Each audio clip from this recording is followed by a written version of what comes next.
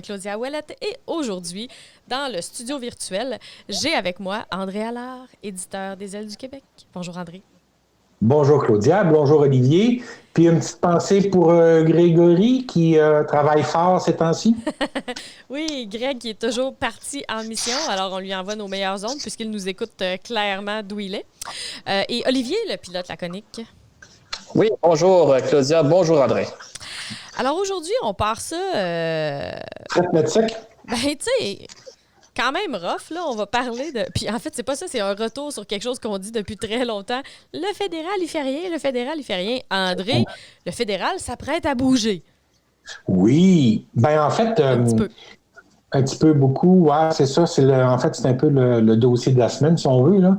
C'est la Chambre de commerce de Montréal, du Montréal métropolitain, a organisé une série de conférences thématiques avec comme nom Relançons Montréal. Alors évidemment, Chambre de commerce, Relançons Montréal, on s'entend que c'est le but, c'est de relancer l'économie de Montréal suite à la pandémie, l'économie de Montréal suite à la pandémie. Ils ont identifié 10 thématiques, donc 10 forums virtuels. Et dans ces forums-là, bien sûr, il y a l'aviation et le transport aérien. Donc, moi, souvent, j'utilise le mot aéronautique quand je veux désigner. Hey, attendez une minute, les gars. Je vais vous arrêter tout de suite. Là. Je viens de switcher l'écran pour aller voir le contenu. Fait que j'ai enregistré par-dessus votre face. André, moi, je voulais parler du transport régional. Je pensais que tu voulais garder ça comme dossier principal. Le dossier, c'est ça. Moi aussi, tu m'as un peu mélangé. Puis le dossier transport régional, puis Relançons Montréal, ça va dans le même dossier à la fin. Ah, OK. Parce que moi, je l'avais en 2 morceaux différents. Je viens de comprendre. Bon. D'accord. Fait qu'on va commencer par... Airbus. Une mise à jour. Oui. OK, parfait. Bonjour André, bonjour Olivier. OK, c'est beau. Donc, on va partir ça directement, messieurs, en parlant... En fait, en faisant une mise à jour sur un sujet qu'on a couvert la semaine passée, tu parlais, André, des avions en réserve, des avions déjà produits de Airbus. Il semble qu'on a fini par avoir des chiffres, comme d'habitude, juste après l'enregistrement. Et voilà, parce que quand tu cherches sur un sujet et tu ne trouves pas d'informations, tu en parles, puis comme par miracle, il y a un article qui apparaît quelque part. Alors, concernant Airbus puis les avions produits mais non livrés, Flight Global a fait une mise à jour la semaine dernière. OK? Ils ont évalué qu'il y avait 135 avions fabriqués chez Airbus, mais non livrés, sur les différents sites industriels. Donc, ça peut être à Toulouse, ça peut être à Hambourg, ça pourrait être aussi à Mirabel, remarque. Et de ce nombre-là, il y en aurait entre 10 et 50 qui seraient ce qu'on appelle des whitetails, donc des avions qui ne sont pas vendus, qui n'ont plus de clients parce que le client a fait faillite ou a disparu depuis le début de l'année. Donc, ça met un petit peu les choses en perspective. Cependant, je tiens à mentionner, Airbus veut accélérer les cadences de production sur l'A321LR et XLR. Ils sont en train d'installer une ligne d'assemblage pour le 321 à Toulouse. Donc, il y a question, pardon, ils n'ont pas encore commencé. Il était question d'installer une ligne d'assemblage de 321 à Toulouse dans les hangars du 380. Donc, ça se pourrait que ça soit accéléré, cet investissement-là, parce que de tous les avions en ce moment disponibles sur le marché, les avions neufs, le 321 LR XLR, on le répétera jamais assez souvent pour les traversées transatlantiques, c'est l'avion que les compagnies ont besoin dans les prochaines années. Et petite félicitations Airbus Mirabel ou Airbus Canada. 12 A220-300 de livrés pendant le mois d'octobre, dont 11 à Delta, tout seigneur, tout honneur, et Delta qui a pris possession de ses premiers A220-300. Voilà pour la mise à jour chez Airbus. D'un point de vue un petit peu plus négatif, décès de Max Ward. Oui, alors Max Ward, pour les plus jeunes, c'est-à-dire pour moi, pour les plus jeunes qui ne l'ont pas connu, Max Ward, c'est le fondateur de Ward Air. OK? Alors, M. Ward, en fait, il est né en 1921. Il a commencé à travailler pour le Canadien national. Puis en 1941, évidemment, il s'est engagé dans l'aviation royale canadienne. Il a fait sa licence de pilote dans l'Ouest canadien. Il a été instructeur. Puis quand il est sorti des Forces armées, il a travaillé à plusieurs reprises dans le transport aérien. Il a parti des compagnies de charter dans le nord de l'Alberta pour faire du charter là, vers l'Arctique canadien. Et c'est vraiment au début des années 60 que la compagnie Wardair a pris forme, a pris naissance. Ils ont acheté un premier DC-6. Puis en 67, ils ont eu un premier Boeing 727-100 avec lequel ils faisaient du transatlantique avec ça. Donc, ils faisaient un stop. Ils ne faisaient pas des vols directs, ils faisaient un arrêt avec l'appareil. Puis tranquillement, pas vite, ils ont grossi. Dans les années 70, ils ont acquis 4 Boeing 747, des flambants neufs. Ils avaient 2 Boeing 707 puis 2 DC-10. La particularité de Wardair, OK, c'est que la compagnie c'était pas une compagnie aérienne, il n'y avait pas le droit de faire ce qu'on appelle de la SCED dans le métier, donc il n'y avait pas le droit de faire de vol à horaire, OK? Il était confiné à faire du nolisement, donc ils n'avaient pas le droit de vendre de billets d'avion directement à un passager. Mais M. Ward était un homme original et déterminé, têtu, parce qu'au nombre d'entreprises qui ont fait faillite dans les années 50 puis il a persévéré, c'est le cas typique des entrepreneurs. Ils font des échecs, puis à un moment donné, ils réussissent à trouver la bonne formule. Il dit, ah ouais, j'ai pas le droit de vendre aux billets. Il a créé une agence de voyage, un club de voyage. Alors, quand tu voulais voyager sur Wardair, tu devenais membre du club. Je me souviens plus du nom du club ou de l'agence de voyage, mais tu devenais membre de ce club-là. Mm-hmm. Et ce club-là, lui, il nolisait les avions de Wardair. Fait que là, quand tu étais membre du club, il disait, la semaine prochaine, j'ai 5 allers-retours Toronto-Calgary ou j'ai 2 allers-retours Montréal-la-Barbade. Tu veux-tu acheter un billet? Et c'est comme ça que ça fonctionnait. Wardair, dans les années 70, avait des prix très compétitifs, mais attention, c'était pas un low cost, comme on dit, ou un transporteur à rabais. Bien qu'il y avait des prix très compétitifs, les repas servis à bord de Wardair, là, ça faisait l'envie même d'Air France. Okay? C'était des très bons repas, très bien élaborés. Le service à bord était d'une qualité extraordinaire. Il n'y a pas une compagnie aérienne au Canada qui arrivait à la cheville de Wardair au niveau de la qualité de tous les services fournis en bord. Les cabines étaient aménagées spacieusement, donc l'espacement entre les sièges était plus grand qu'ailleurs. C'était vraiment une très bonne compagnie avec qui voyager. Malheureusement, à un moment donné, la compagnie a voulu profiter de la déréglementation. En 87, le gouvernement fédéral a dit, c'est plus nécessaire d'avoir des permis pour exploiter. Il fallait... Ce qu'on connaît du permis d'exploitation de ligne aérienne aujourd'hui, c'est plus la même chose que ça l'était à l'époque. À l'époque, tu étais obligé de maintenir un certain tarif minimum, tu avais le droit d'exploiter Montréal-Vancouver, tu ne pouvais pas décider de faire Montréal-Calgary à la place, il fallait que tu demandes la permission. La déréglementation a fait que tu pouvais exploiter tes lignes aériennes beaucoup plus librement. Fait qu'ils ont commandé à ce moment-là, en 87, 14 A310, 12 MD-88, puis 12 Fokker 100. Mais à part les A310 qui ont eu le temps d'arriver à la compagnie, les autres avions n'ont jamais été livrés parce qu'en 1989, situation financière de Wardair s'est peut-être détériorée. L'expansion, comme c'était une compagnie qui n'avait pas de billetterie au moment où elle était comme compagnie de logement, puis au moment de la déréglementation, il a fallu qu'ils mettent sur pied un système de billetterie, mais ça a foiré, mais lamentablement. Tout ça a fait qu'en 1989, la compagnie a été vendue à Canadian Airlines. Mm-hmm. Mais chapeau, félicitations, on a une pensée à la famille de M. Waller. C'était un pionnier de l'aviation canadienne. Un entrepreneur qui est capable de dire « Ah ouais, j'ai un obstacle, je vais le franchir ». C'était un peu la personnalité de M. Waller. Alors voilà ce que j'avais à dire pour lui. Sur lui. Puis, pour les gens qui nous suivent, les 310 de Wardair, il y en a beaucoup qui sont allés chez Canadian. Mais entre autres, il y en a 4 qui sont toujours au Canada. C'est les 4 Polaris des Forces canadiennes. C'est les anciens avions de Wardair. Puis il y en a un 5e qui est en France. Il est dans l'armée de l'air. Il est dans le département la division de l'armée de l'air, l'escadre plutôt, qui transporte les hauts placés du gouvernement et des forces armées françaises. Donc le fameux COTAM, comme ce qui est venu à Québec, a eu le sommet du G7. Là. Mm-hmm. C'est un des avions de Wardair. Un des 310 qu'ils ont, c'est un ancien Wardair. Cool. Et voilà, Là-dessus, on va faire un tour à Renton. Alors. C'est où ça, Renton?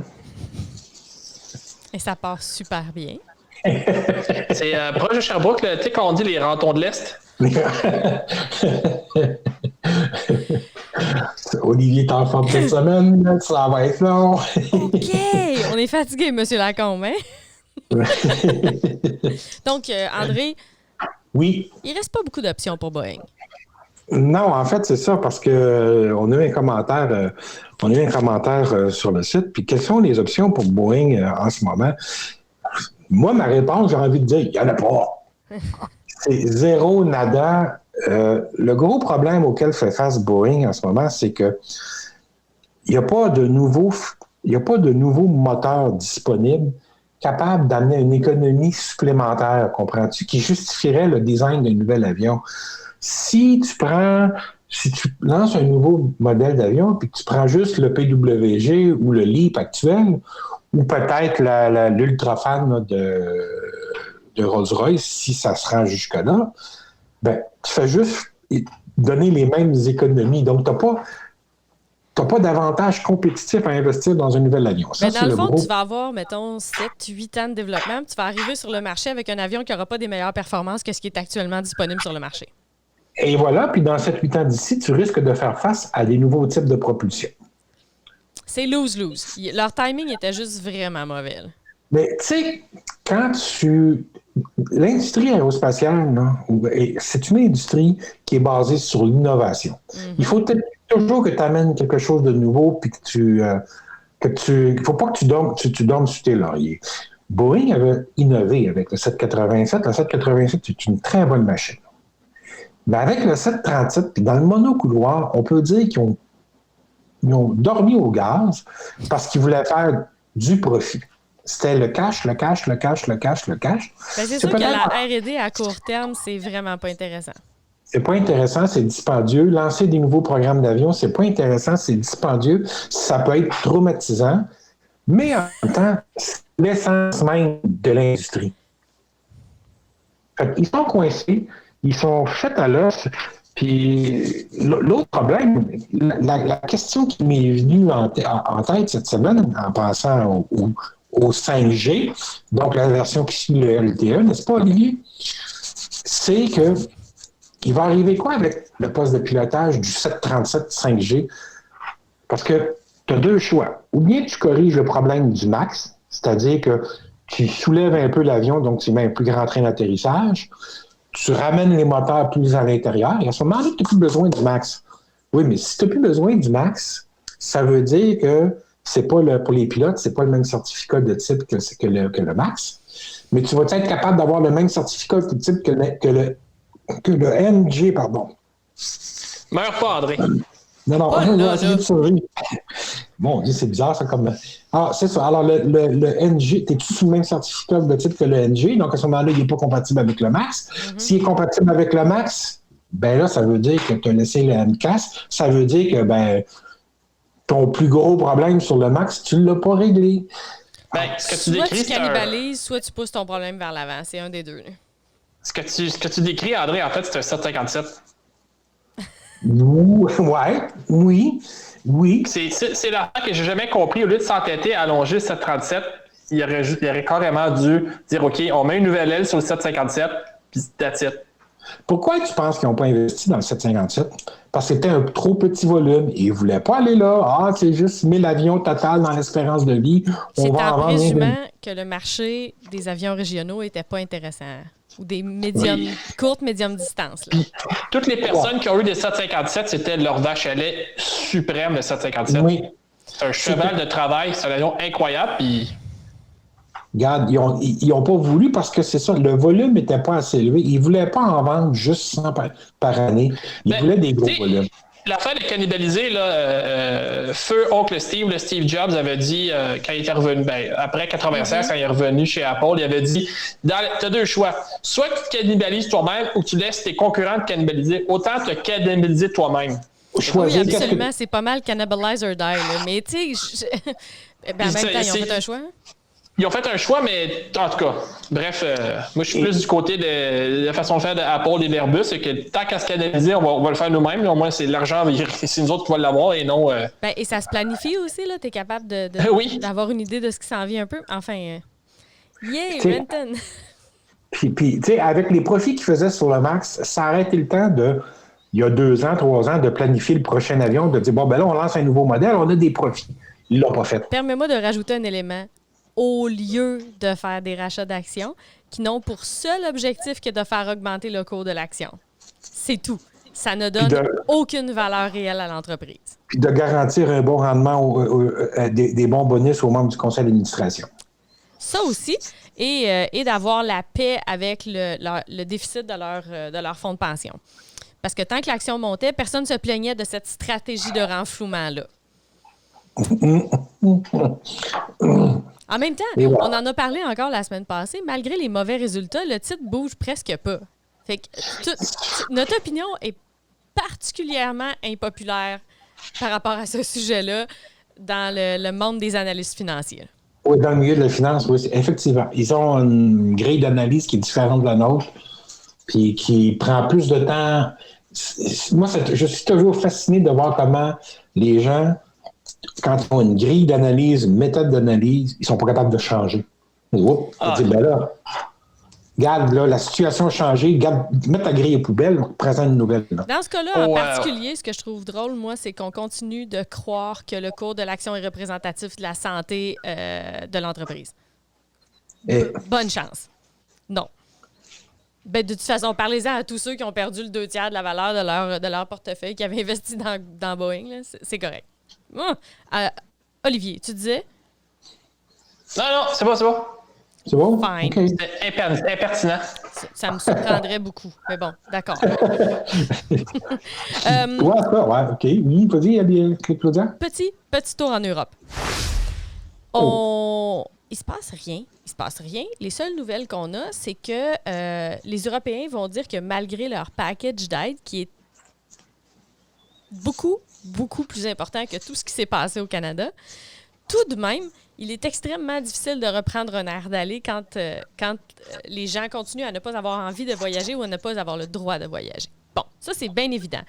Et on avait dit aussi que c'était complexe, l'Europe, parce que c'était toutes des négociations avec des juridictions séparées et tout, fait que donc tout le monde n'a pas les mêmes règles, etc. Et on avait parlé d'un soutien économique qui s'en allait du côté de KLM. Il y a de ça quelques mois quand même. Au printemps qu'on avait parlé de ça. Oui.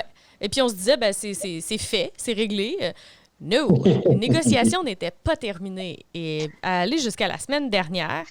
Ça s'est réglé en fin de semaine dernière, effectivement. On a appris le 2 novembre, le 3 novembre, que c'était finalement réglé. Ce qui me bloquait, OK, c'était le syndicat des pilotes. Mm-hmm. Et il y a une demande à laquelle ils avaient énormément de difficultés à acquiescer. C'est que le gouvernement demandait à ce que tous les employés syndiqués et non syndiqués acceptent un gel de salaire jusqu'en 2025. Et le syndicat des pilotes disant on ne veut pas. Fait que là, le gouvernement néerlandais a fini par dire vers la fin du mois d'octobre, a dit tout de même, on ne vous aide pas, on retire le programme d'aide. Et là, en l'espace de quelques jours, il y a eu une ratification de cette entente-là dans le but de. Il y a une acceptation de la part des pilotes. Je suis pas anti-syndical de nature, mais dans les circonstances qu'on vit dans l'industrie de l'aviation, juste te faire dire, tu vas garder le même salaire pendant 5 ans, mais tu gardes ta boîte. Mm-hmm. Je connais bien des pilotes qui auraient dit oui à ça. Ils brassent la tête, hein? Et je pense que tu en connais plusieurs, toi aussi, hein? Mais je pense, mais c'est quand même un peu... c'est à la limite de l'arrogance de dire, tu sais, l'industrie est tombée à genoux, mais moi, par exemple, je vais garder mes privilèges, puis il n'y a rien qui va affecter ma situation. Pas même le fait que nos volumes ont coupé de moitié. Non, tu sais, moi, ça ne bougera pas. Puis en plus, c'est de l'argent gouvernemental, là, donc je vais avoir un chèque d'assurance salaire, dans le fond. C'est un peu l'équivalent, ça passe par l'entreprise, mais tout de même, qui va me garder exactement dans les mêmes conditions que quand tout va bien. Oui, c'est ça. Mais tu sais, c'est dans les compagnies aériennes, parmi les syndicats dans les compagnies aériennes, les plus militants, les plus difficiles, c'est habituellement les syndicats des pilotes. Alors, les syndicalistes, les organisateurs syndicaux de différents syndicaux, les différents organisateurs syndicaux, quand ils veulent obtenir quelque chose, des concessions d'un employeur, souvent, ils envoient le syndicat des pilotes au BAT. Puis après ça, ils font ce qu'ils disent en anglais, ils font du Me Too. Après ça, il y a un précédent qui est établi, puis on fait juste passer les autres groupes. Moi aussi, le Me Too qu'ils appellent en anglais. Mais le contraire est vrai aussi. Si la compagnie veut une entente à long terme, ils vont aller voir les pilotes d'abord. Exactement. Une fois que ça, c'est réglé. Mais les pilotes ont signé pour 10 ans. Fait que là, les agents de bord, les mécaniciens sont comme, ouais, mais là, on fait que ça, là. Exactement. Les pilotes négociation en aéro 101, chers auditeurs. Oui. Cours de gestion de relations industrielles Travail, en aviation. Oui, absolument. C'est réglé, c'est fini. En aviation, c'est de même, ça marche. Bon, fait qu'en même temps, félicitations à eux qui ont fini par obtenir quand même quelque chose de très intéressant dans les circonstances. Et aussi, là, ce qui est plate, c'est que ce syndicat-là aurait fait planter toute l'entente pour tous les autres travailleurs de l'organisation. Fait qu'on est très content que ça ait fini par passer. J'imagine la pression qu'ils ont dû recevoir les derniers jours là, pour signer. Ça devait être épouvantable. Et quand même, avec raison. Mais dans une organisation d'employeurs, on a signé une entente pour 10 ans. Mm-hmm. Et puis, il y a des gens souvent qui disent « Oh, pas question que je signe ça, blablabla. » Puis je dis « Oui, mais tous tes amis agents de bord, tous tes amis mécanos, puis ton personnel au sol, c'est parce que si on signe, eux autres, leur job est assuré pour 10 ans. Je vais pas penser à ça, ben pense-y. » OK, bye! C'est comme ça que je voyais la question. C'est oui, tu sais. Puis en plus, il y avait beaucoup de gens qui allaient quitter pour une autre compagnie. Les gens près de la retraite. Vous ne serez plus là. Qu'est-ce que ça vous change? Ça aussi, c'est quand même. Bref. OK, c'est un transporteur régional. OK, c'est beau. On va faire un tour. Je sais pas de quoi tu parles, André. On va faire un tour du côté de l'espace, Olivier. Oui, l'espace. Fini le silence radio. La frontière ultime. Oui. Et puis, oui, c'est Voyager 2. Vous savez, Voyager 2, c'est une des 5 objets fabriqués par l'être humain qui a quitté le système solaire, à proprement dit. Il y a les 2 sondes Pioneer, il y a Voyager 1, Voyager 2, puis il y a New Horizon qui est dans la ceinture de Kuiper, qui est parti voir un autre objet, mais qui est comme plus dans le système solaire non plus. Donc, Voyager 2, ça fait 43 ans qu'il a été lancé, le 20 août 1977. Et puis là, la sonde, elle est rendue à 125 unités astronomiques. Une unité astronomique, c'est la distance entre la Terre et le Soleil. Okay, donc, elle est à 120... Hein? Non, OK, c'est correct, continue. On aurait dit que ça voulait juste dire beaucoup. Oui, c'est ça. Mais donc, la sonde est 125 fois la distance entre la Terre et le Soleil de la Terre. Ouais. Et on lui parle encore. Oui, donc ça faisait depuis... parce que quand ils l'ont lancé, ils ont modifié sa trajectoire pour qu'elle ait passé proche de Neptune, qu'elle puisse photographier la lune Triton, qui est une des lunes de Neptune et qui est très éloignée de la planète. Et donc, il fallait qu'ils modifient la trajectoire de la sonde. Et ce faisant, elle est passée sur le sud, elle est passée en fait au sud du cercle orbital de son système solaire. Et la seule antenne qui est capable d'y parler est en Australie. OK. Et depuis le mois de mars, ils faisaient des travaux sur cette antenne-là. Et donc, ils ne pouvaient pas lui parler. Et là, ils ont envoyé un message récemment quand ils ont remis l'antenne en fonction. Et il y a un délai de 17 heures avant d'avoir une réponse. Donc, la lumière prend 17 heures se rendre et revenir. Donc, c'est quand même assez loin. Mm-hmm. Quand on met ça en perspective. Là, et puis, la sonde, elle a dit « Bonjour, je suis toujours là. » Fait que c'est assez incroyable. Oui, puis on parle d'une sonde qui a été envoyée en 1977. Donc, tout ce qui est les composantes électroniques là-dessus ont été mis au point fin des années 60 puis début des années 70. Tu sais, Voyager 2, là, il ne fonctionne pas à lampe, mais c'est pas loin. Oui. Puis c'est une pile, si ma mémoire est bonne, c'est une pile, c'est un moteur nucléaire. Un RTG. Et ça fonctionne, ça continue de fonctionner. C'est robuste, hein? Ça s'est tapé toutes sortes de radiations. Est-ce que ça a mangé quelques coups? Est-ce qu'on sait? On sait que, d'après moi, elle n'a pas dû se faire vraiment endommager parce qu'elle répond toujours. Je ne sais pas jusqu'à quel point elle était prévue comme une auto-tamponneuse, mais enfin, d'accord. Non, parce que si elle aurait été frappée, probablement que l'orientation des antennes aurait changé. Et donc, il aurait su qu'il aurait s'est passé quelque chose. Ouais, OK, ouais, parce qu'à la vitesse qu'elle va... Parce qu'elle n'est pas... As-tu la masse de ce bidule-là? Ouais, je pourrais retrouver ça sur Wikipédia, là, mais c'est quand même... c'est pas si lourd que ça, mais à la vitesse que ça va, elle pèse 1820 livres. Ouais, OK. Mais avec l'énergie cinétique, une petite collision avec une poussière, ça fait une grosse Ça y va par là. Hein. OK. La vitesse, en ce moment, de Voyager, c'est 15 km/s. OK. Aïe, Donc, quand même, OK. elle a dépassé et de loin sa durée de vie est-il prévue? Oh oui, tout à fait. Un succès retentissant. Un autre. Oui, tout à fait. Excellent. Parlant d'un succès, ça va bien chez L3 Harris? On ne sait pas combien ça va bien, mais ça va bien. Ça va très bien. En fait, j'ai fait des recherches tantôt et puis j'ai fini par trouver des chiffres. Avant l'épisode? Yay! Oui, avant l'épisode. Donc, il y avait peut-être des chances que les gens chez L3 fassent attendre. Ceux qui ont fini d'enregistrer, je sors mes chiffres. Ouais. Ça n'a pas été le cas. Donc, le 2 novembre, le L3 Harris a eu la commande pour ce qu'on appelle, je vais vous dire en anglais, là, l'acronyme, c'est le CMAISR, le Canadian Man Airborne Intelligence Surveillance and Reconnaissance Platform. Donc, dans le fond, c'est tout ça pour dire un King-Air. Donc, c'est un King-Air 350ER avec modification et tout le programme de support qui va avec. 3 avions. On parle de 300 millions pour les 3 avions. Les avions, j'ai vu la liste des équipements qu'il y avait dedans. Ça ressemble beaucoup à ce qui équipe la version, le MC-12W de l'armée américaine, le Liberty, en fait de l'armée, je vais dire la US Air Force. Donc, il y a environ 17 millions par avion américain. Donc, on rajoute là-dessus les stations au sol pour interpréter les données, l'entraînement, l'entretien des avions. Donc, on parle de 300 millions. Et puis, l'avion est équipé, là, j'ai vu la liste des équipements sur le site du gouvernement américain, et puis c'est équipé vraiment très sensiblement au MC-12W.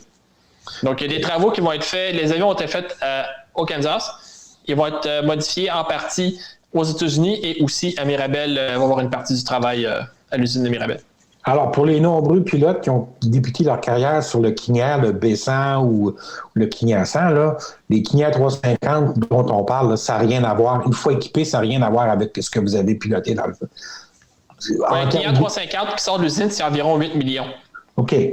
Donc, on peut penser qu'il y a 10-12 millions d'équipements qui vont en plus sur l'avion, puis en plus, tout ce qui va au sol pour supporter l'avion, tout ça. Là. Ils utilisent-ils encore la navigation, la radio-navigation, c'est-à-dire le VOR puis le TACAN, le Vortan, les Forces armées canadiennes? D'après ce que je peux voir, laisse-moi regarder. Là, l'avion est équipé avec la suite ProLine de Rockwell Collins, donc ça dépend des modules qui vont être dedans, mais je regarde, ils ont des radios satellites de la bande KU. Il y a des radios cryptées, il y a des transpondeurs, il y a des IFF militaires et civils, et il y a des fameuses radios ARC-210 pour parler avec les soldats au sol, les avions, les bateaux, tout ça. Et puis des trucs pour encrypter. Donc, en plus de tout ça qui est l'équipement spécialisé, on peut s'attendre à ce qu'il y ait l'équipement standard pour communiquer avec les fréquences militaires et les fréquences civiles dans les avions. OK. Cool. On reste dans le militaire, mais on parle un peu presque plus de stratégie technique. Là. C'est pas facile de résister à des attaques de drones, hein? Non, vraiment pas. Si vous êtes regardé les nouvelles récemment, il y a le conflit entre l'Arménie et l'Azerbaïdjan au niveau du Nagorno-Karabakh. J'ai bien prononcé? Nagorno-Karabakh en français, je pense. Bon, Nagorno-Karabakh, il n'a pas inversé les lettres, ça ferait un juron. Ouais. Donc, ce qui se passe là-bas, c'est que c'est un conflit qui remonte à il y a très longtemps avec donc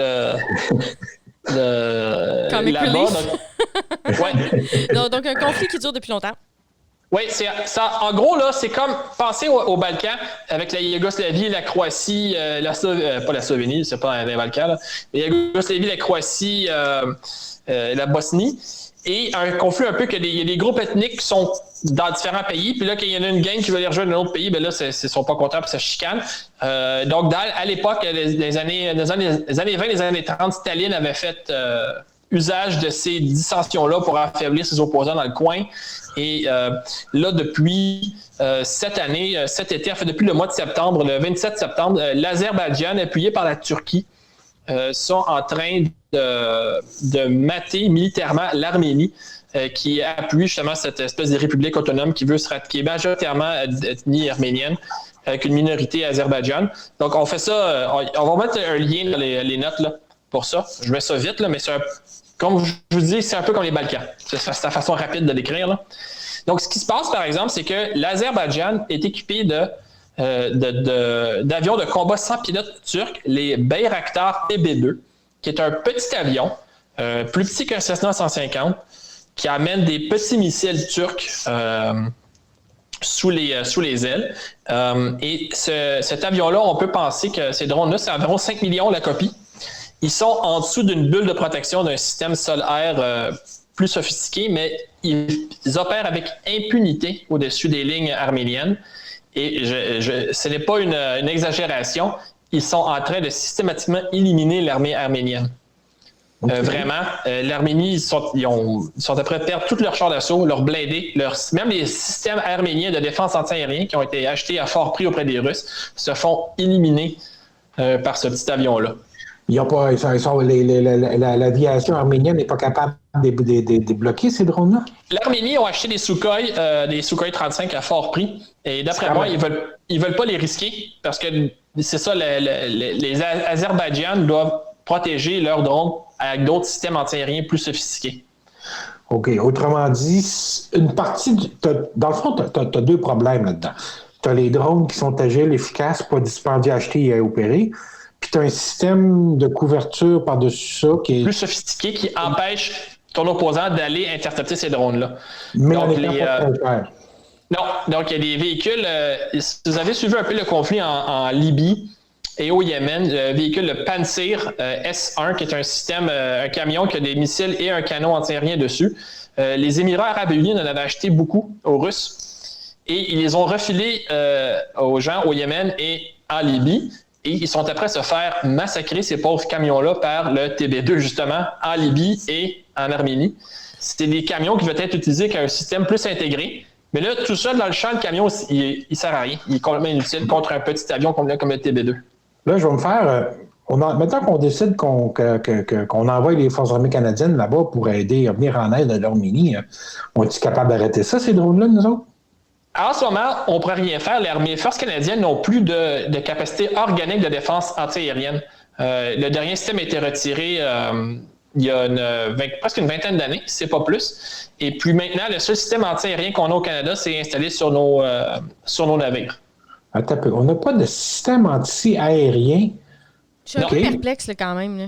Parce que moi je me disais, c'est parce que c'est l'Arménie là, qui ont de la difficulté à se défendre, ils n'ont pas nos moyens. Ils ont pas... Là, tu es en train de me dire, non, qui est vulnérable et qui ne l'est pas, ça n'a pas rapport avec le budget, ça a rapport avec la stratégie. Oui, et puis là, on parle d'un drone. Le drone, il n'est pas autonome, il est contrôlé par quelqu'un dans un poste de commandement. Donc, les Arméniens ne sont pas capables d'aller frapper le poste de commandement parce qu'il est trop loin. Il est trop bien défendu. Ils n'ont pas d'émetteur de brouilleur radio qui est capable de couper le lien entre le TB2 et l'opérateur. Il y a des brouilleurs radio. Je regardais sur Twitter. Et justement, ils sont arrivés. On a un brouilleur radio. Devinez qu'est-ce qui est arrivé au brouilleur radio? Boum. Il a été bombardé. Le TB2 s'est pointé et a éliminé le brouilleur radio. Donc, est-ce que c'est aussi une espèce de constat d'échec pour la technologie russe, là?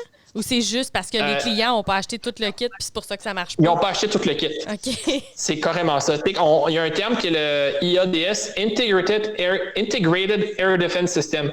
Donc, c'est comme un gâteau, il y a plusieurs couches. Donc, s'il manque un morceau, ça ne fonctionnera pas. En 91, dans la guerre du Golfe, les Américains, les Irakiens avaient un excellent système de défense intégré. Ils ont fait un petit trou dans le côté avec des Apaches, puis tout le monde a passé par le truc qu'on fait. OK. Et puis, il faut penser que le Canada, si, exemple, on irait là-bas, mais on aurait les Américains avec nous. Donc, les Américains avec, j'en ai parlé souvent, le Growler, la version d'attaque guerre électronique du F-18. Donc, le Growler, cet avion-là, je suis persuadé que lui, il se pointe sur ce territoire-là, il va isoler la fréquence du TB2, il va la brouiller, et non seulement ça, il va dire « ça vient de là ». OK. Et là, il y a quelque chose qui va aller s'occuper de la base de contrôle. Eux, ils ont l'équipement, ils ont investi pour ça. Mais il y a beaucoup de pays en Europe qui regardent ça et qui doivent prendre des notes. Mais qu'est-ce qu'on fait avec ce problème-là? Oui, ben j'allais dire, là, pour poursuivre dans ta quête agressive de me donner une crise d'anxiété, là, qui d'autre est équipé par les Turcs? Voyons. Ben, en Libye, il y a des gens qui... un des deux gouvernements en Libye sont équipés de TB2. Et puis, il faut savoir que face au massacre que le TB2 opère face aux Arméniens, le gouvernement canadien a imposé des sanctions au niveau de l'exportation de technologie. Le TB2 utilise le désignateur laser et de conception canadienne ainsi que le capteur optique. Permettez-moi de dire qu'il est un peu tard.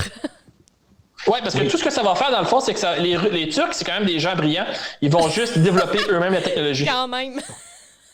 Ça fait des années qu'ils l'utilisent. Ils commencent à savoir quoi faire, quoi développer. Oui, puis avec Erdogan qui se fait pas d'amis en ce moment, donc avec ça, avec le S-400 qui a acheté des Russes, ben les Turcs sont après développer quand même une industrie aérospatiale domestique assez intéressante. Mm-hmm. Donc, le fait d'avoir, le fait de les empêcher d'avoir accès à ces équipements-là, ça les force à développer leur propre version et de devenir autonomes. Versus de dire, ben non, développe pas ton propre stock, on va te le fournir.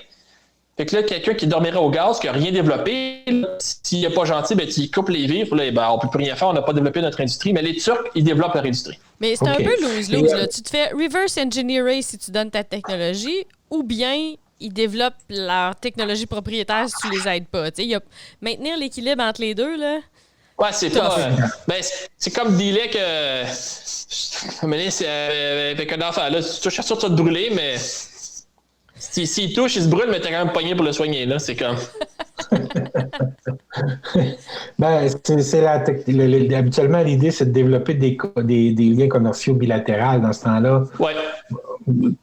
Comme ils ont un retour, ils n'ont pas d'intérêt à te perdre comme client. Ouais.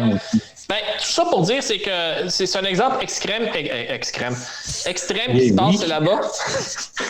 Beau la journée a commencé il y a longtemps. Mm-hmm. Ouais.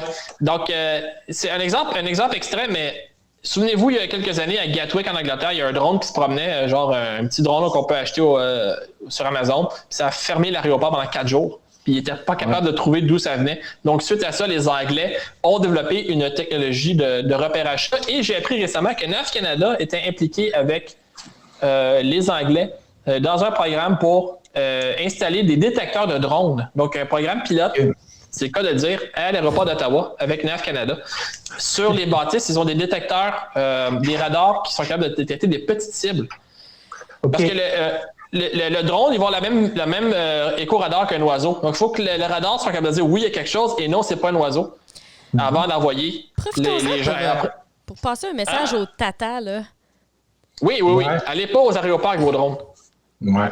Et bientôt, cette même technologie-là va être utilisée contre la deuxième catégorie de Tarlac qui fait du pointage au laser sur les aéroports, là, tu sais. Ça, c'est assez comique, ça. Il est arrivé, c'est pas drôle, c'est les méchants tatas qui font ça, là. Mais il y a un tata, et je pense que lui, on peut le qualifier de roi des tatas, si ce n'est pas le champion du monde des tatas. À Bagotville, il y a quelques années, il y a un tata qui a décidé de pointer au laser un F-18. OK. Sauf que le tata en question ne savait pas que les F-18 sont équipés d'un sniper pod. Hein? Et donc... Ça réveille? Donc, le pilote a dit « je me fais éclairer par le laser, stand-by. » Il a allumé son pod, il a dit « il est sur telle rue, telle maison. » Et la police allait le chercher. OK. Hey, honnêtement, là, ça doit donner une petite ben, joie malsaine quand tu vois ça dans le journal le lendemain matin. Puis là, comme c'est enregistré, ben, les forces canadiennes ont juste donné l'enregistrement aux policiers. Tenez, vous avez la preuve. Et, je pense que l'avion est resté en vol jusqu'à temps que la police arrive et qu'il a comme tout filmé. C'est comme, OK, bravo. Ouais, en tout cas. Pour revenir aux drones, l'Iran, eux autres, côté les méchants drones, l'Iran, eux autres, sont équipés comment en drones? L'Iran, c'est un des clients des Chinois. Donc, les Chinois ont beaucoup d'avions de combat sans pilote de différentes catégories. Il y en a qui sont copiés sur les Predators ou les Reaper américains. Donc, il y a surtout les Wing Loon. Attends une minute, je t'arrête. Tu es en train de me dire que les Chinois font des copies? Non, c'est des inspirations de... OK. Librement inspiré. Ouais. Ça s'appelle Vaptor. Ils ont les CH4, les CH3, là, on pourrait mettre des liens, là, c'est des versions chinoises. Ces mêmes drones-là sont utilisés en Libye et au Yémen, mais en ce moment, la coqueluche de l'heure, c'est vraiment le TB2 qui, sur 2 théâtres différents, vraiment dépasse toutes les attentes pour une bébelle à 5 millions. Là. C'est comme la patente. Mais là, parce qu'on... Pardon, continue. J'aurais dit, parce que dans l'industrie militaire, 5 millions, c'est rien. Non. L'unité. Du petit change, comme ils disent. Oui, là... c'est ridicule. Le coût des TB2 versus ce qu'ils ont détruit à date en Arménie, c'est juste indécent. Là, parlons de stratégie militaire un peu. Là. Voyant comment nos voisins du Sud se comportent en tant qu'alliés, et à la radio, vous n'entendez pas mes guillemets, mais il y en a des très, très gros. Est-ce que tu penses, Olivier, qu'il y a une chance que le Canada commence à se dire peut-être qu'il faudrait s'indépendantiser un petit peu du côté de la capacité qu'on a de répondre à une attaque de drone? Bien, j'ai lu récemment, en recherchant ce dossier-là, j'ai fait des recherches et je suis tombé sur la base de données des papiers publiés au Collège militaire de Kingston. Au Collège militaire royal. Ça, on pourra mettre le lien parce que les gens peuvent aller voir la base de données. C'est tous les documents qui sont non classifiés, qui sont disponibles, et c'est les officiers. On remarque que c'est surtout autour du grade de major, lieutenant-colonel, colonel. Donc, avant d'aller commander une unité qui doit faire comme l'équivalent d'une maîtrise. Oui, une thèse de maîtrise. Donc, c'est vraiment intéressant parce qu'on apprend vraiment des trucs sur les forces militaires. Puis c'est des bons pour réfléchir, pour discuter. Et puis justement, il y avait un papier qui parlait des systèmes pour contrer les petits drones. Mais là, il commence à avoir comme on voit avec NAV Canada à Ottawa, les Anglais, ils commencent à avoir certaines techniques là, pour neutraliser ces menaces-là. Surtout, ce qui va être important, c'est de trouver une façon de pointer, d'intercepter le signal, non seulement pour le brouiller, mais aussi pour dire d'où vient le signal. On veut savoir où est la personne pour aller l'intercepter. Donc, ça s'en vient. Là. Puis je crois qu'un truc comme ce qui se passe en Arménie, ça va vraiment réveiller des gens qui ont dû, comme un chien, quand on déballe un morceau de plastique de fromage, là, les oreilles se lèvent sur la tête du chien, là, comme « Oh, il se passe de quoi ici? » Il y a un petit réflexe pavlovien qui va venir. Là. Ouais. Okay. Donc, sans aller au niveau de ça nous prend absolument un Growler ou un F-35 pour régler le problème. Il y a des technologies qui sont plus abordables qui vont être mises en œuvre pour ça. Je suis persuadé. Déjà, pour autour des aéroports, ils ont fait des tests avec des faucons pour attraper les drones. Ah, sérieux, l'animal qui chasse le robot, là, c'est un peu space. OK. Bon, mais c'est cool, ça. C'est intéressant, Olivier, malgré qu'on parle, bien entendu, d'un drame humain derrière tout ça, là, mais il reste que du côté technologique, c'est très intéressant. Ça fait réfléchir. Oui, exactement. André, dernière chose? C'est moi. Non? On a fait le tour? Oui. On n'avait pas à parler de... Oui. Ben oui. Oui, c'est vrai. Qu'est-ce que je disais là? Relançons Montréal a un angle aéronautique. Tu fais de la suppression d'opinion. OK. Alors, je vais expliquer. La Chambre de commerce du Montréal métropolitain a lancé une série de forums virtuels sous le thème Relançons Montréal. Évidemment, quand on parle de Chambre de commerce et de Relançons Montréal, il s'agit ici de relancer l'économie de Montréal après la pandémie, donc de voir comment on peut intervenir, hein, puis quelles sont les mesures qu'on peut prendre pour relancer l'économie. Donc, le premier forum virtuel qui avait été choisi, c'est l'aéronautique. OK? Donc, par aéronautique, on entend transport aérien et industrie aérospatiale. Donc, lundi dernier, le 2 novembre, où il y avait un forum virtuel où ont participé le gouvernement du Québec, le gouvernement du Canada, plusieurs intervenants là, de l'industrie aérospatiale québécoise et canadienne. Et le but, c'est un peu là, de regarder un petit peu, d'élaborer le plan d'action. OK? Parce que l'objectif, c'est pas juste de réclamer de l'aide, c'est de proposer des pistes de solutions. C'est ce qu'a fait la Chambre de commerce du Montréal métropolitain dans ce cas-ci. Donc, les propositions qui ont été mises de l'avant, la première, la plus évidente, celle qui revient tout le temps, on dit que ça prend une politique nationale de l'aéronautique, de l'aérospatiale. Ça fait plusieurs années qu'au Canada, au Québec, dans la plupart des provinces, patrons, syndicats, ministres, élus municipaux disent tout, ça nous prend une politique nationale de l'aérospatiale. La représentante du gouvernement fédéral qui était sur place, c'était la ministre Mélanie Joly. Dans le discours, dans les réponses, oui, le fédéral a pris acte que ça prenait une intervention spéciale ou ciblée pour l'industrie aéronautique. Probablement que le gouvernement fédéral va devoir faire plusieurs interventions ciblées pour différentes industries, mais l'industrie aéronautique, donc le transport aérien et l'aéronautique, l'aérospatiale ont été ciblés comme secteur prioritaire parce qu'évidemment, c'est un secteur important pour l'économie de Montréal. Une personne sur 50 dans la région de Montréal a un emploi lié à l'aéronautique, que ce soit pour une compagnie aérienne ou des fabricants ou des fournisseurs. Regarde, c'est un incontournable. Puis je vais pousser plus loin que ça.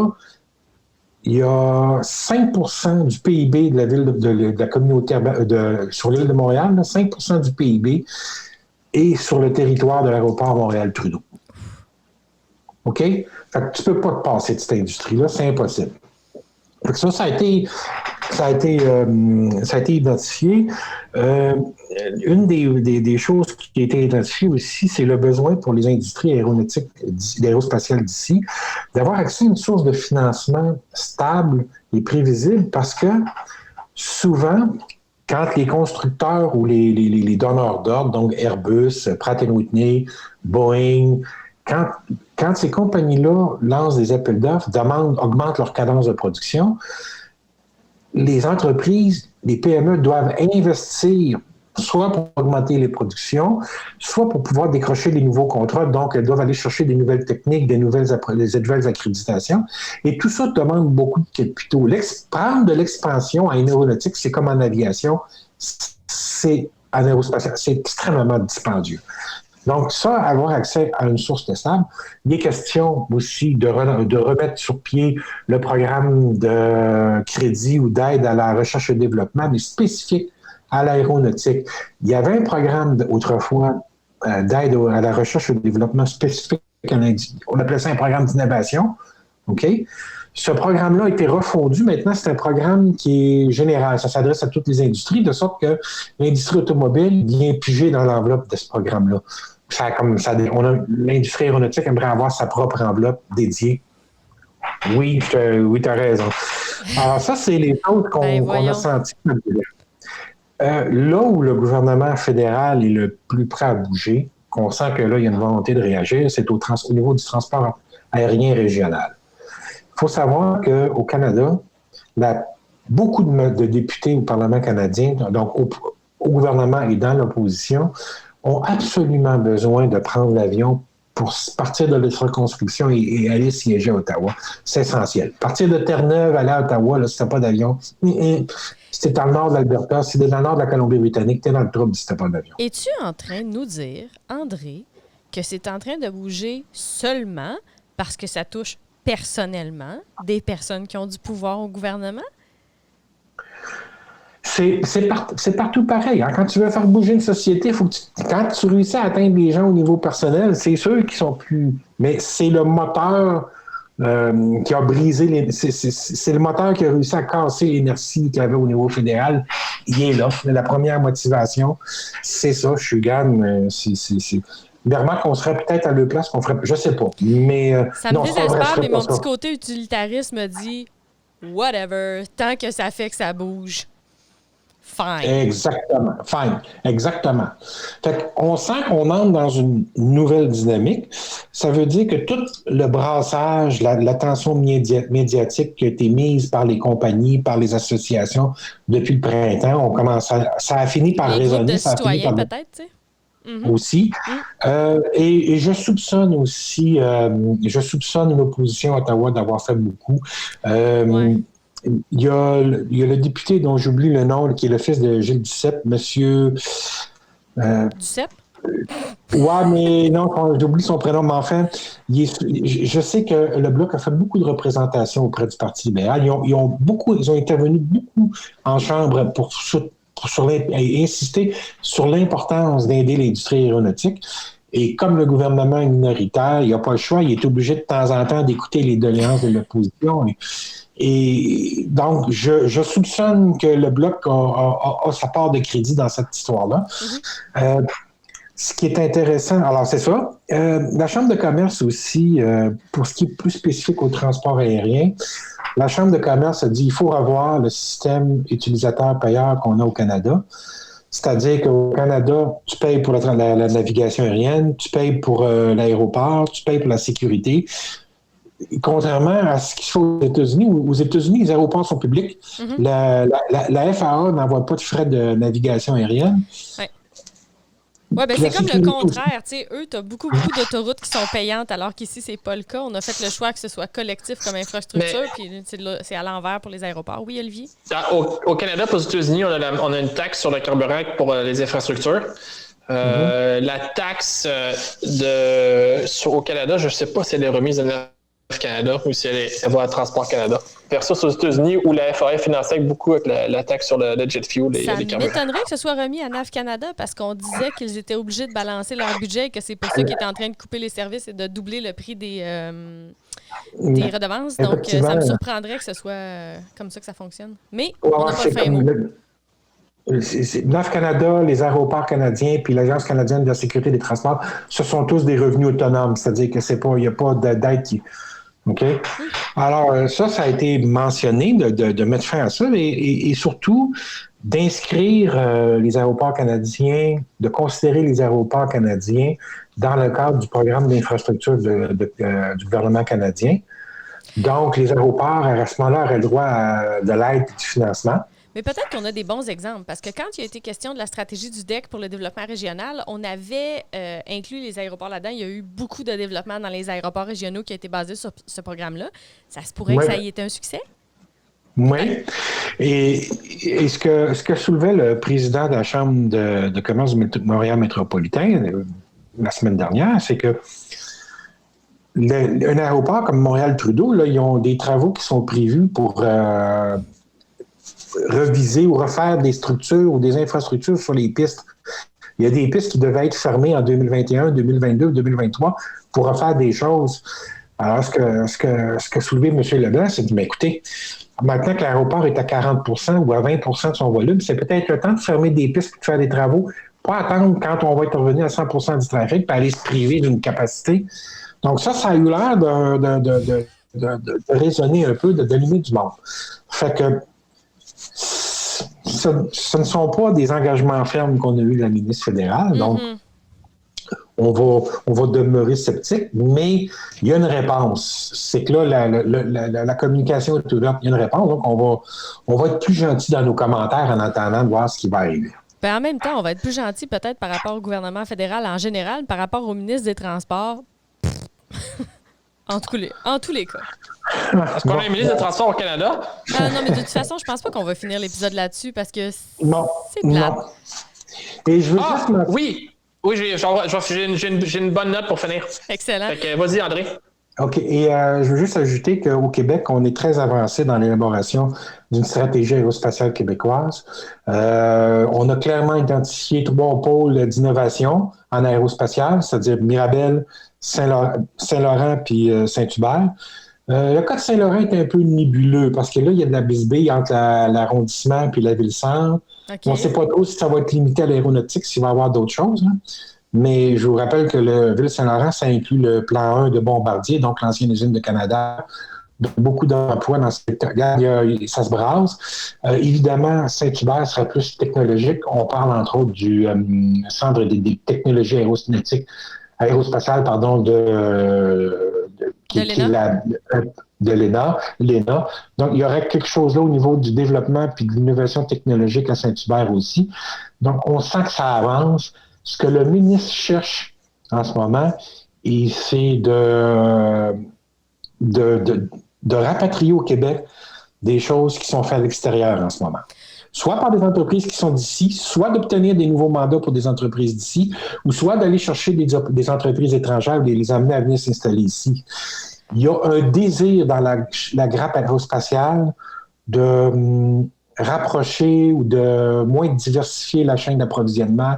La pandémie a soulevé des problèmes à ce niveau-là et on veut avoir des fournisseurs plus proches. Permets-moi de passer un petit message par rapport à ça. J'aimerais que cette fois-ci, on ait l'oreille ouverte pour penser à d'autres choses qu'à du manufacturier et de la production pure. On est rendu dans un monde de l'économie du savoir. Ce serait le fun que les services à valeur ajoutée soient considérés dans tout ça. C'était mes 2 cents. Tu parles pas de formation. Non, pas en tout. Okay. Non, ça sert à rien, la formation. Ben non, de toute façon, en aéro, on croit pas à ça, là. Ouais, moins t'en sais, mieux que c'est. Ce que tu ne sais pas ne te fera pas peur. Fait que c'est ça. Hey, parlant de ça, les pilotes du MAX sont pas contents. En tout cas, c'est une autre histoire. Je pense qu'on va en reparler. Les pilotes du MAX, vite, là, je vous fais ça en 30 secondes. Il y a une nouvelle liste de vérification pour le problème du MCAS qui est sorti. Puis là, les pilotes sont pas contents. Il y a 8 items là-dessus, dont 3 conditionnels. Avec mes super pouvoirs et mon réseau d'informations secret, je suis allé me renseigner et la checklist qui existe en ce moment pour le MAX, il y a effectivement 8 items, dont 3 conventionnels. Et les items conditionnels, c'est plutôt comme si le pilote automatique est engagé, désengagez-le. Si l'automanette est engagée, désengagez-le. Donc, ça m'apparaît être des conditions tout à fait gérables par un pilote. J'ai regardé la liste que j'ai vue, mais c'est celle de 2019. Ouais, je me suis dit, ils n'ont pas dû changer ça. C'est un problème de contrôle d'un avion, que ce soit un 172 ou un 747, c'est toujours la même affaire. Ouais, mais tu déconnectes tout ce qui est électrique, puis tu voles l'avion en main. C'est pas compliqué, là. Non, mais toi, t'aimes ça, Olivier, quand les tatas prennent le dessus sur les négociations et les revendications. C'est comme, mais en tout cas, on n'est pas sûr qu'on va être capable de faire ça. Chut! Liberté! Est-ce que c'était ça ton mot de la fin bon? Non, j'ai quelque chose de cool. OK. Good. On t'écoute. Avec la pandémie, on a parlé tantôt des pilotes de KLM qu'ils ont vu la lumière, là, ils ont vu le signe, comme la fameuse chanson de Ace of Base. Mais donc, il y a beaucoup de pilotes. Donc, moi, j'ai été chanceux, j'ai réussi à me recaser rapidement, mais j'ai mon cousin qui vole pas d'avion, qui travaille dans la construction. Donc, il y a plein de gens d'aviation qui ont dû se retrouver un autre emploi en attendant. On a tous hâte de retourner dans l'avion, mais il y a deux pilotes de Transat en Ontario, à Guelph, qui sont partis une torréfaction. Ah ouais, une brûlerie. Ah ouais? Ça s'appelle Lost Aviator Coffee Company. C'est le lien va être dans les notes de l'épisode. Donc, c'est 2 pilotes de Transat basés à Toronto. Et puis, ils achètent du café en vrac, qui n'est pas routier. Puis, ils se sont achetés une machine pour torréfier le café, puis ils torréfient leur propre café. Donc, c'est expédition gratuite à partir de 65 $. J'en ai fait venir l'autre jour. Je suis prêt à en prendre un. J'ai essayé leur espresso. Qui a un beau collant avec le Colisée dessus. Donc, très bon. Donc, les liens vont être là. Donc, si vous voulez encourager des pilotes qui n'ont rien à faire, là, mettez-vous en groupe et faites-vous une commande de café. Là, j'ai commandé, c'est arrivé 2 jours après. Donc, un service très rapide. Hey, bonne idée. C'est vrai que c'est un bon mot de la fin. Oui, pilote, café, ça va ensemble. En passant, je regarde des photos du TB2. C'est une méchante machine, hein? C'est tout petit. C'est plus petit qu'un 150. Ah, c'est vraiment pas gros. On vous met ça dans les notes de l'épisode, comme d'habitude. Chers auditeurs, merci beaucoup d'avoir été parmi nous cette semaine. C'était Claudia Ouellette. André Allard. Olivier Lacombe. Merci tout le monde. C'est tout pour l'épisode de cette semaine. Merci d'avoir écouté Aéropod. Abonnez-vous à notre podcast sur la chaîne YouTube ou encore pour la version audio sur iTunes, Google Podcast, Spotify ou votre plateforme préférée. N'oubliez pas de demander les notifications pour être averti dès que le nouveau contenu est disponible. Visitez nos sites web mentoraero.com et lesailesduquebec.com pour toute info supplémentaire et n'hésitez pas à nous envoyer vos commentaires ou questions à l'adresse aéropod, AEROPOD, @mentoraero.com ou encore sur la page Facebook de l'Aéropod. Over.